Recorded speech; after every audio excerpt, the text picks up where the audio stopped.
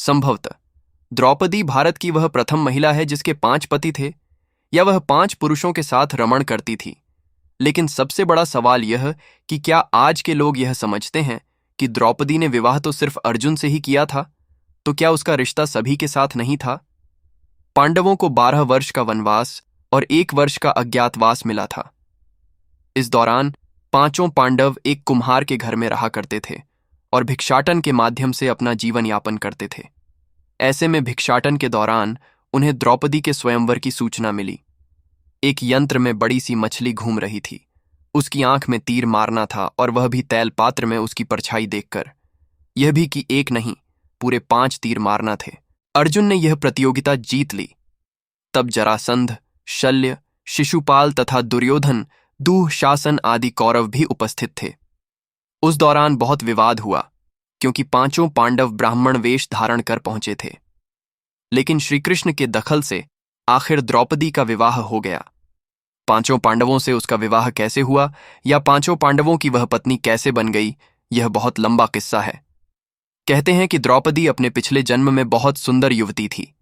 सर्वगुण संपन्न होने के कारण उसे योग्य वर नहीं मिल रहा था, इसलिए उसने भगवान शंकर की तपस्या की और तब शंकर जी प्रकट हुए।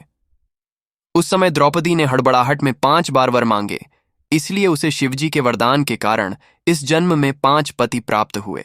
जब भगवान शिव ने द्रौपदी को 5 पति प्राप्त होने का वरदान दिया था, तब वह भी ये जानते थे कि उसे अपने 5 पतियों के साथ पत्नी धर्म निभाने में समस्या होगी।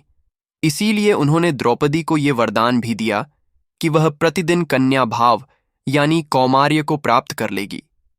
इसलिए द्रौपदी अपने 5 पतियों को कन्या भाव में ही प्राप्त हुई थी। हालांकि कहा जाता है कि संतान को जन्म देने के लिए भगवान श्री कृष्ण ने उसे ये सुझाव दिया कि हर साल वह पांडवों में से किसी एक के साथ ही समय व्यतीत करे। साथ ही जिस समय वह अपने कक्ष में किसी एक पांडव के साथ हो, तो उनके कक्ष में कोई और पांडव प्रवेश न करे। यदि कोई पांडव ऐसा गलती से भी कर लेता है, तो उसे 1 वर्ष का देश निकाला भुगतना होगा। माना जाता है कि द्रौपदी, जो 5 पांडवों की पत्नी थीं, 1 साल के समय अंतराल के लिए हर पांडव के साथ रहती थी। उस समय किसी दूसरे पांडव को द्रौपदी के आवास में घुसने की अनुमति नहीं थी।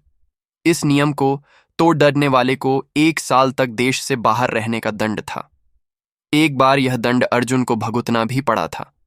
अर्जुन और द्रौपदी की 1 वर्ष की अवधि अभी अभी समाप्त हुई थी और द्रौपदी युधिष्ठिर के साथ का 1 वर्ष का समय शुरू हुआ था। अर्जुन भूलवश द्रौपदी के आवास पर ही अपना तीर धनुष भूल आए, पर किसी दुष्ट से ब्राह्मण के पशुओं की रक्षा के लिए उन्हें उसी समय इसकी जरूरत पड़ी। अतः क्षत्रिय धर्म का पालन करने के लिए तीर धनुष लेने के लिए नियम तोड़ते हुए वह द्रौपदी के निवास में घुस गए। उस दौरान द्रौपदी युधिष्ठिर साथ में थे। बाद में इसके दंड स्वरूप अर्जुन 1 साल के लिए राज्य से बाहर चले गए। इसी 1 साल के वनवास के दौरान अर्जुन की मुलाकात उलूपी से हुई और वह अर्जुन पर मोहित हो गईं। ऐसे में वह उन्हें खींचकर अपने नागलोक में ले गई और उसके अनुरोध करने पर अर्जुन को उससे विवाह करना पड़ा। कहते हैं कि दोनों 1 वर्ष तक साथ रहे। अर्जुन और नाग कन्या उलूपी के मिलन से अर्जुन को एक वीरवार पुत्र मिला, जिसका नाम ईरावान रखा गया। द्रौपदी के 5 पुत्र थे। द्रौपदी ने 1 वर्ष के अंतराल से 5 पांडव के 1 पुत्र को जन्म दिया था, लेकिन दुर्भाग्य की इन 5 पुत्रों को अश्वत्थामा ने मार दिया था। द्रौपदी और सत्यभामा संवाद। एक दिन की बात है, पांडव और ब्राह्मण लोग आश्रम में बैठे थे। उसी समय द्रौपदी और सत्यभामा भी आपस में मिलकर एक जगह बैठी थीं। दोनों ही आपस में बातें करने लगीं। सत्यभामा ने द्रौपदी से पूछा, बहन, तुम्हारे पति पांडवजन तुमसे हमेशा प्रसन्न रहते हैं। मैं देखती हूं कि वे लोग सदा तुम्हारे वश में रहते हैं। तुम मुझे भी ऐसा कुछ बताओ कि मेरे श्याम सुंदर भी मेरे वश में रहें। तब द्रौपदी बोली, सत्यभामा, ये तुम मुझसे कैसी दुराचारिणी स्त्रियों के बारे में पूछ रही हो? जब पति को यह मालूम हो तो वह अपनी पत्नी के वश में नहीं हो सकता। तब सत्यभामा ने कहा, तो आप बताएं कि आप पांडवों के साथ कैसा आचरण करती हैं। उचित प्रश्न जानकर तब द्रौपदी बोली, सुनो, मैं अहंकार और काम, क्रोध को छोड़कर बड़ी ही सावधानी से सब पांडवों की स्त्रियों सहित सेवा करती हूं। मैं ईर्ष्या से दूर रहती हूं। मन को काबू में रखकर कटु भाषण से दूर रहती हूं। किसी के भी समक्ष असभ्यता से खड़ी नहीं होती हूं। बुरी बातें नहीं करती हूं और बुरी जगह पर नहीं बैठती।